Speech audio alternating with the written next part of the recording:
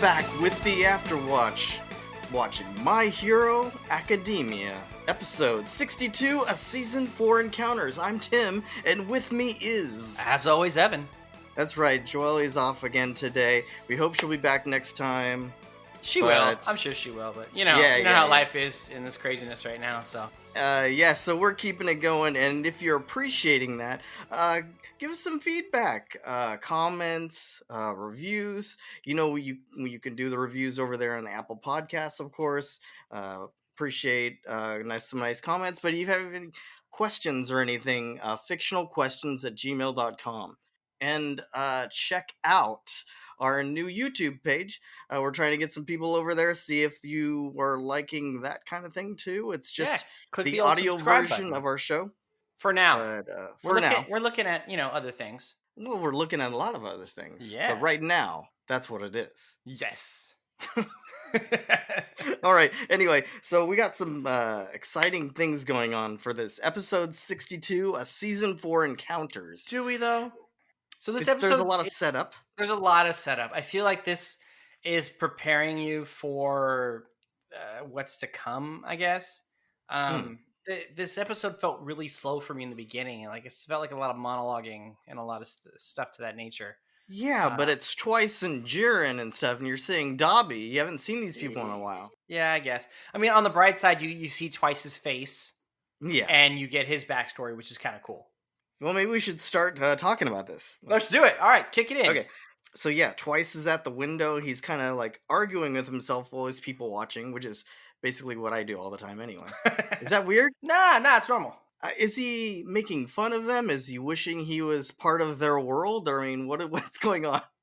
It's almost like he's definitely looking at the normies out there. Yes. He's looking at them and criticizing how their outlook on life is almost, it feels like. In what way? He's just like, he almost sees them as like just these ants that are just kind of doing their thing. And well, they're going with the flow, in other words. Yeah, so he brings up that it's been 2 weeks since All Might lost his powers there at Camino Ward. The media is kind of scaring people. I mean, they're talking about, was All Might, did we put too much on him? Was he too big?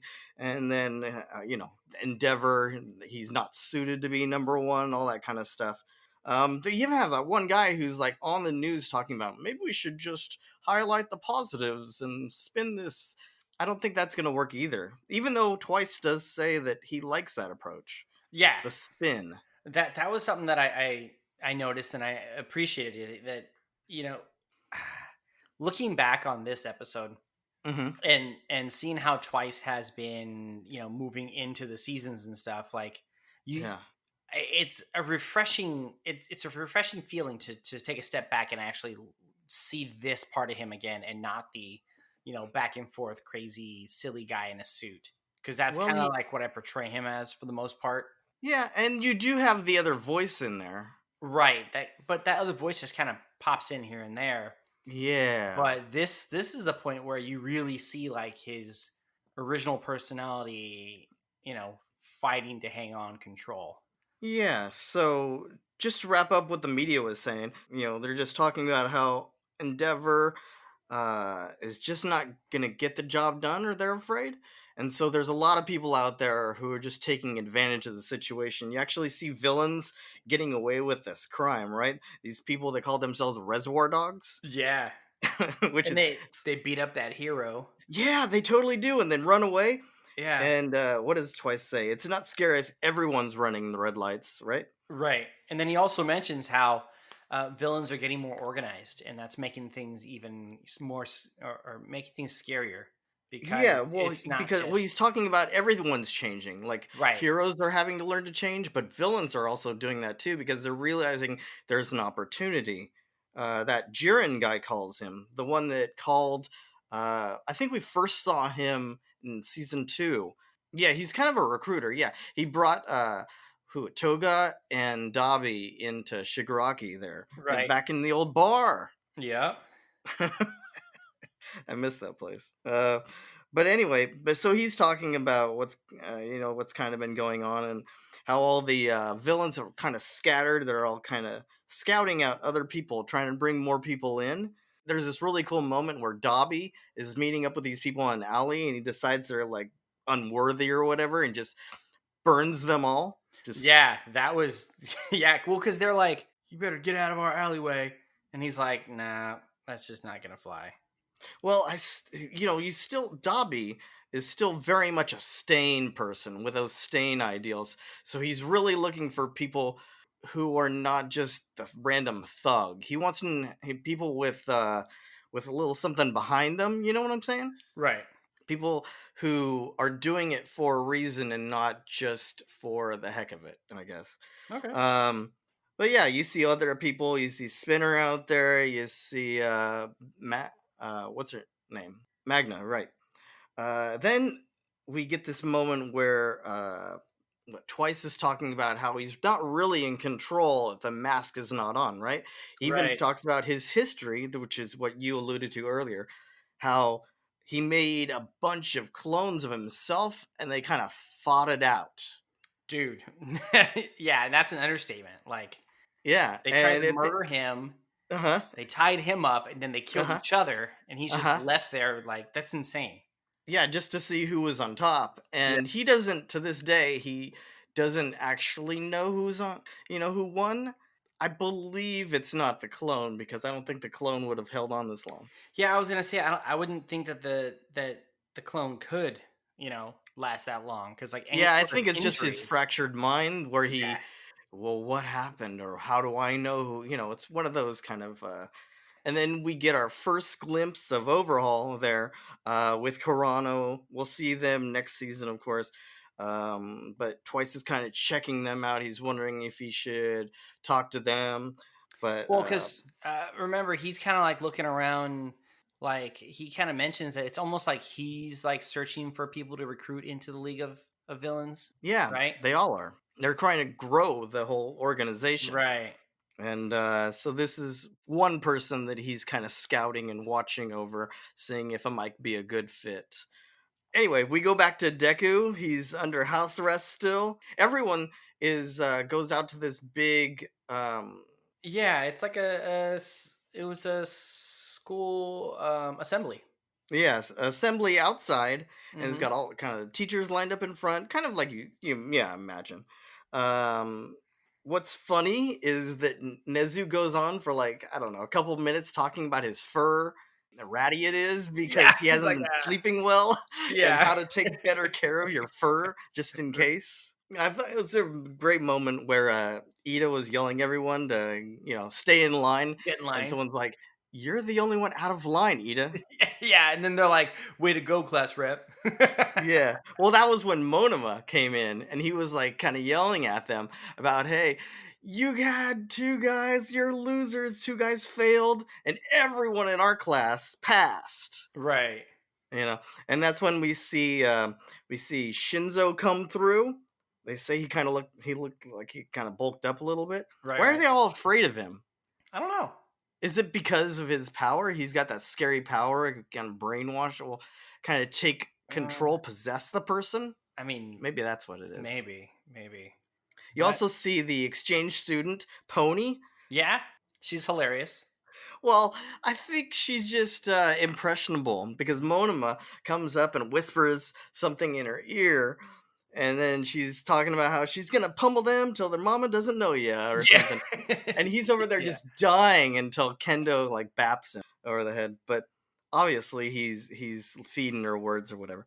right, But at the this assembly, we see Mirio for the first time, right? right. And we actually get a flashback of Nezu and All Might talking about who might be a worthy replacement, or Hmm. a successor. Uh, and Nezu, I mean, it kind of points to that it would have been Mirio, Right. and we'll come back to that. Um, as far as the assembly goes, we have Hound Dog. He's getting really upset about the students fighting. What's the deal with that? I don't know, dude. He's just so crazy. Anyway, I just don't know. Is it one of those things where people can understand him? I don't think so. You know how like Chewbacca, like everyone can understand him for some reason? Well, I mean, he can talk.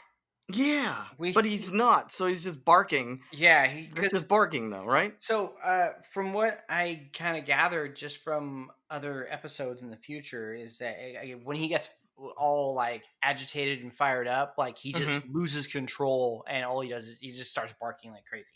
Yeah, he just got that animal kind Yeah. of side of him. We do also see Najiri for the first time. She's one of the other top students, Right. but she's talking about how there's students. I heard they're in class 1A and they're out there fighting, and that's why we had this whole thing, right? Right. Anyway, Eraserhead's back in the class. He's talking about resuming the regular classes. He calls out Ashido for kind of whispering, kind of talking in class. Oh, But yeah. yeah, but it brings up the whole work hero studies, right? Right. Or the hero work studies, which is what they were talking about in the assembly. And so this is it's kind of like what they did during their internships, but now that they have a license, they can actually do more, right? That's Right. the difference. Yeah. Yeah. So they can now actually practice. Engage. Yeah, they can actually practice hero work as opposed to where before they Just just watch kind it. of watched. Yeah. Uraraka gets a little bent out of shape there at first, though. Oh, right. She freaks. Well, because she starts thinking, well, then why did we get to try so hard, during the sports festival to get those internships if now we're just doing it all again and Right. everyone's doing it? Then we Yeah, learn why. if you had the internships, then you kind of already have a leg up on where you're going for your hero work studies. You've built connections, and those connections Hmm. are going to open up doors for you. Networking. Yeah. There it is. That's the word. Yeah, Yeah. but also I think that Oraka has to understand that things have changed since the sports festival and all that kind of stuff. Right. With All Might having to step down, things are gonna have to change. They're gonna have to rethink how they're doing a lot of this stuff, and we saw that with the license exam, and we're Right. seeing it with this. And I think they're just having to adjust and figure it out. President Mike shows up though. Right. Yeah. Yeah. He takes over. Well, he takes over. Eraser walks out. He's giving English, I think, even though Yeah. I don't know what that has to do with anything. Well, How's because remember, they still have to do general studies. Yeah, I guess so. And that's what Deku and Bakugo is missing out on, right? Right. Yeah, because we get back to the dorm there, and Mineta is just giving Bakugo crap about this dust in the windowsill, right? It's And in I think return, he's Bakugo still like yells at Deku, "If you're gonna do it right!" Ah! well. I think Mineta is he anytime he can kind of mess with the hierarchy. Oh, absolutely, Yeah, one hundred because I percent. mean, how there's only one way he's gonna get that harem, Right? and he's not gonna get it down on the bottom. You know what I'm saying? No. But what's sad is when Deku's watching all the people talk, and he's just like, "In one day, I'm totally left behind." Right? He's having his inner monologue. Yeah, but is it his inner monologue? No, it's not. That's what's so good That's the because it best sounds a part. little off, Right? uh, and it's actually Ida. Yeah. And dude, he's the look on his face and his little like pose. It's so good. And That's what does he that. say? That's probably the best scene You think that of the is? episode for me. For me, at least. Okay, okay. Yeah. Is He that where you're thinking house arrest? Yeah, right? Oh god. What? Don't call me that. That's not Right. nice. Oh, anyway. But Deku goes outside and he's got the garbage, right? The trash bag. And he just happens to look over the wall and there's like a face. Well, because remember, he's talking to himself and he's just cruising Yeah. along, and then all of a sudden, his face just whoop, and he looks over like, "What? Oh, hey, buddy!" It's so creepy. Big time. It's so Yeah. weird. And he's just like, and I was just wanting to check up on you. Yeah. Don't you know you could just toss that like in the cafeteria trash or something like that? Some weird little Yeah. comment But about you don't have to but then carry all he's that, also on the ground right? looking up. He pops back up. Yeah. Dude, he's such a weirdo. He is kind of a weirdo with those eyes. Yeah, Those his weird Charlie Brown his little eyes. Charlie Brown dot eyes. Yeah. Yeah. Oh man. You just want to see what the fuss is about, though, because Right? everyone's talking about Deku, right? Yeah, that's what he says. He's like, "Man, you guys in 1A. I'm hearing some What are stuff." they talking about? They're talking about the gossip that Nijire was talking about, though, Right. right? Yeah. They're talking about him and Bakugo Well, fighting. is that? Well, I, yeah, because he does say, "You look like you got some fighting spirit in you." So he was really excited about that. yeah, because that's the gossip that they were talking about earlier. Ah. Yeah, I think that's what was going on here. Anyway, we'll go back. Deku's finally hands in his apology. It's a written apology. You're right last time when you said it's probably some kind of report that he had, write out. I called it. Yeah, he hands that in and he's just apologizing. He's got these steam Boop, boop, nostrils. boop. What's going on with that? And I've never seen steam nostrils. they even comment on that. They're like, "Whoa, Yeah, they do. what's with the steam nostrils?" Yeah, that's the spirit. Ida's like Right, right. really Ida's into it. pumped. Ida's like, "Yeah, all right, yeah." They're like, so we have some people here to talk to you about these whole hero work studies, and it's the big three because obviously these people are from third year, and Right. they're going to teach you what it's all about. So, and then we see that it's Mirio, we see Nijire, and then it's Sun Eater. What's his name? Tomki Amajiki.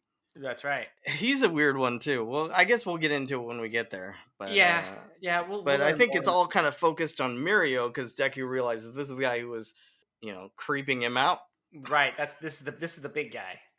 Yeah, and yeah, I mean he's the guy. We'll find out why next time. But this is Right. the guy who like everyone thinks is the next big thing, right? Mm-hmm. Anyway, a couple of things. What's with the steam nostrils? Dude, he's because I've never seen that before. he's so fired up that like he's blowing steam. Poo Does it poo. have some? Is it like the opposite of when they get the bloody nose? No, no. Wait. Yeah. So the bloody nose isn't shame. Bloody nose is embarrassment. Oh. Yeah. Okay, so steam is shame? But I don't know because I'm pretty sure at some point we've seen Bakugo with steam blowing out of him, whether it Oh, was maybe. ears I think that, or or nose. was it out of his ears? It might have Usually been out of his cartoon ears. characters have it coming out of their ears. Yeah, but then if you see like a cartoon bull, he's got steam shooting out of Mhm. his nose because he's like all fired up. Okay. All right. Between Hound Dog, between the creepy horror face coming up out of the ground. The face almost looked like to me like a doll, like a creepy doll came out of the. He's like, Yeah. "Hi," like that's the kind of voice I just pick. Hi. See, it's a pretty good episode. Yeah, And it's going to that's lead pretty into good. next time, which is more of the big three and everything else. Well, It's actually yeah, the last episode of the season. yes, but it's a good one because we get to see. I don't want to give it away. What you can give away is we're talking about Pony. Yes, we see her for a sec. Yeah. She makes a great little comment, Uh and then that's it. So why not talk about her? I'm down. I mean, we've talked about so many other people. Right? It's time to branch out. So Okay. I like this. So her quirk is called Horn Cannon. So Mm-hmm. Pony's quirk gives her a pair of horns on her head, and she's able to launch her horns as projectiles. And a new set will grow back almost immediately, so she can remotely control up to 4 of them at a time. So she's been known to be able to balance on them, and they carry her around. So that's kind of cool. She's almost like she's like got her own little portal plate that she can like levitate around. Yeah, we see that actually helps with her stats, right? Because Oh l- yeah, looking at her stats, it's kind of a mixed bag, but it's it's, not too bad. I mean it's not too bad. We got her power rank is C, which you Mm-hmm. kind of expect. That's fine. The only power she's got really is these horns. Her Mm-hmm. speed is B minus. They kind of reference that because there's at some like during the festival, Mm-hmm. she was being ridden and she was running around on all fours. Her technique is A, which Okay. I mean, I guess we'll see more of that hopefully. Her Mm-hmm. intelligence is C, which we Uh-huh. see in this episode. Yeah, But yeah. then she's got rank A in broken Japanese, man. Oh, geez. Well, she's an exchange student, so Right. she has. I mean, She's from the it's. US, so it makes sense that she would have Is broken. she from the U.S.? Yeah, she is. Let's see. So, her name is Pony Sunatori. The surname contains the kanji for horn and for take. So I guess that has to do with like her power there of taking the horns and throwing them, right? Oh, And of yeah, that course, makes sense.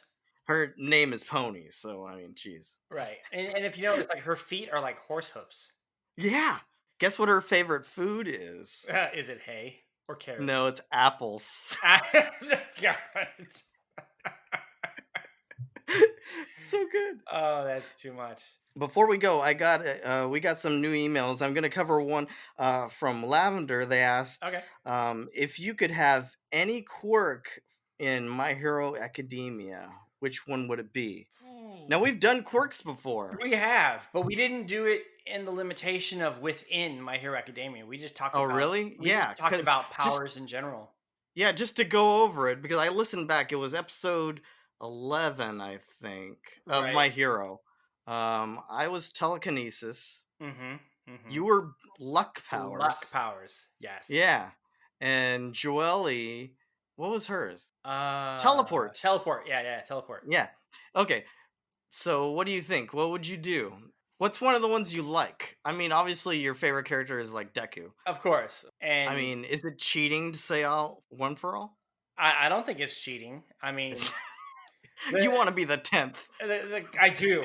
because Deku's still your favorite, right? Oh, for sure. Yeah. I Yeah, mean, and Bakugo's still my favorite. It's amazing. Uh Bakugo always comes up in these things, and people are always like questioning why. I guess even the creator of My Hero Academia doesn't understand why people like Bakugo so much. oh, really? Yeah, he's like, I wouldn't hang out with that guy. That's hilarious because I wouldn't either. He means well. He's just crazy about it.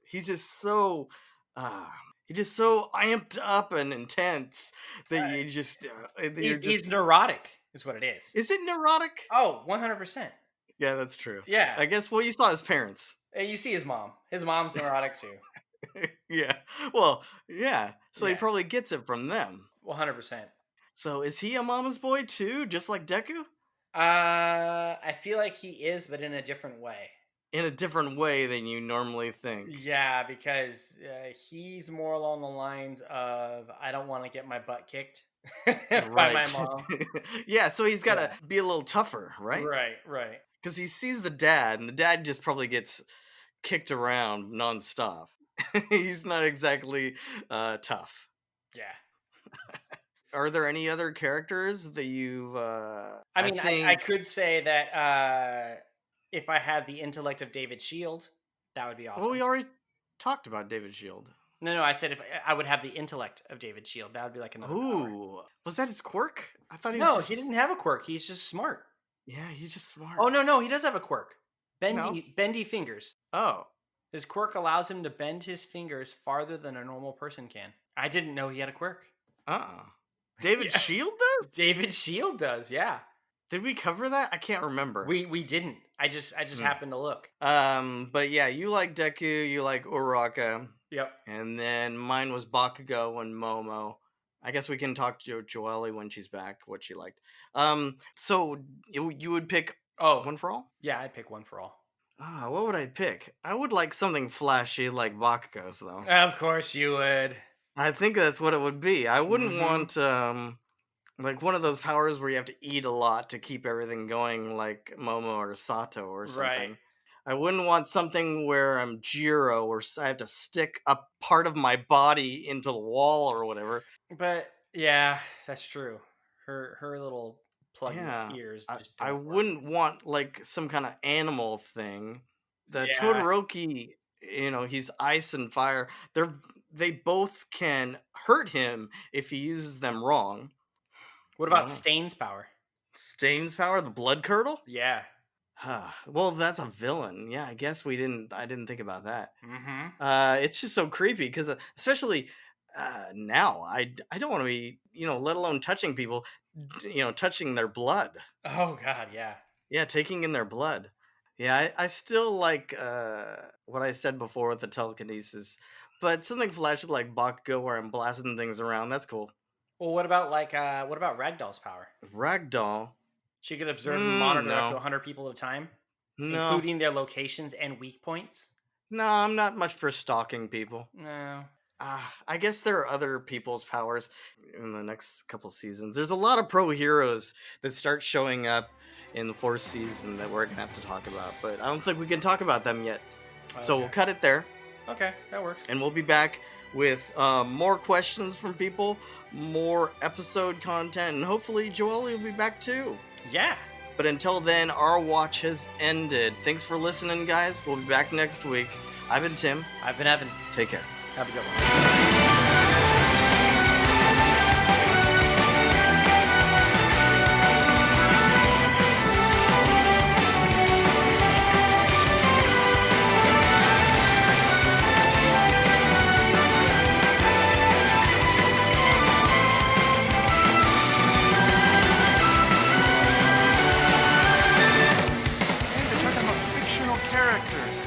Fictional characters. Am I getting through to you at all?